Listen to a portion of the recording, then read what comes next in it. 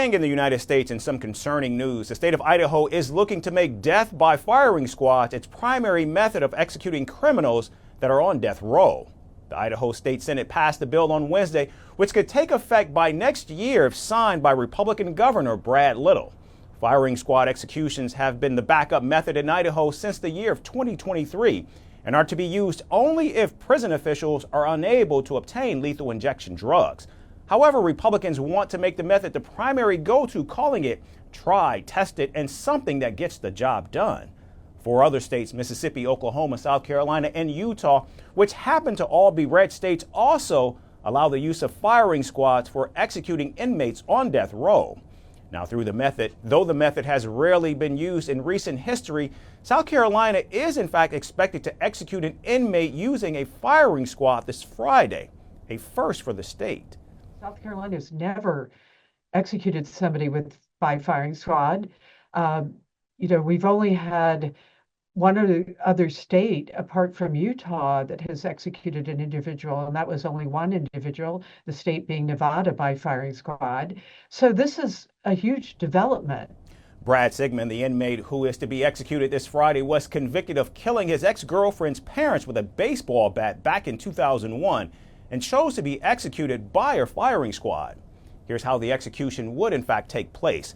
3 state corrections department volunteers will fire rifles from an opening behind a wall that is not visible to the inmate, who is seated 15 feet away, strapped to a metal chair that sits on top of a catch basin.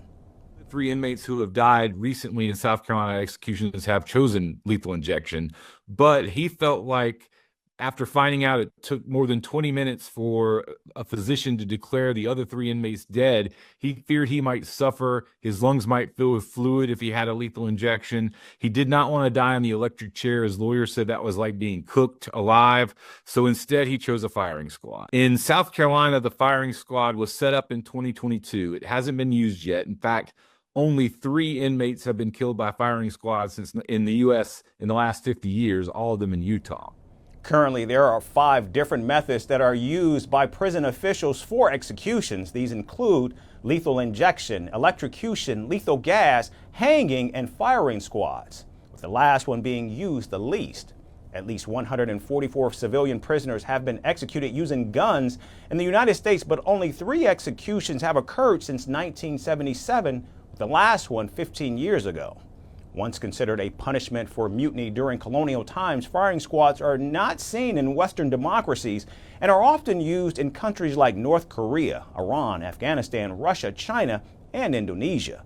However, many human rights activists call such executions barbaric and medieval. As a nation, the United States takes pride in calling itself the leader of the free world. However, with the highest population of incarcerated persons in the world, along with the colonial-era practice of using firing squads, several questions loom large.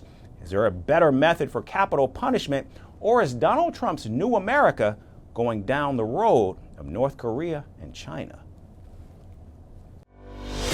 Merci beaucoup. Hi, how are you? Very well, thanks. Thank you for being here. Namaste, Mr. President. Bharat Kelogan, Komeri Namaste. How many people generally follow you in interviews? Typically in a month, we have viewers up to 150 million, that's more than twice the population of France. And in the last 2 years, we had 3 billion viewers. So I say, Laurent, this is your chance to be famous. You're on Firstpost. One word to describe your equation with Prime Minister Modi. Amitié.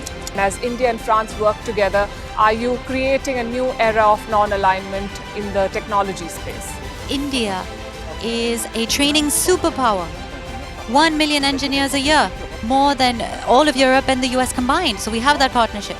We have a partnership on the environment and the economy. We also have civilian nuclear programs. And that is something we've developed far beyond the France-India relationship. So we want to work together on AI. And then comes China with its DeepSeek, creating models at a fraction of the cost. Did that innovation take you by surprise? Did that breakthrough make you sit up and think, what did the Chinese do and how? But what did DeepSeek do? They took everything that was already available from the last AI model and then they recalibrated it. So are you going to ban Chinese AI in France? So we don't have this American approach of banning tech because of where it comes from.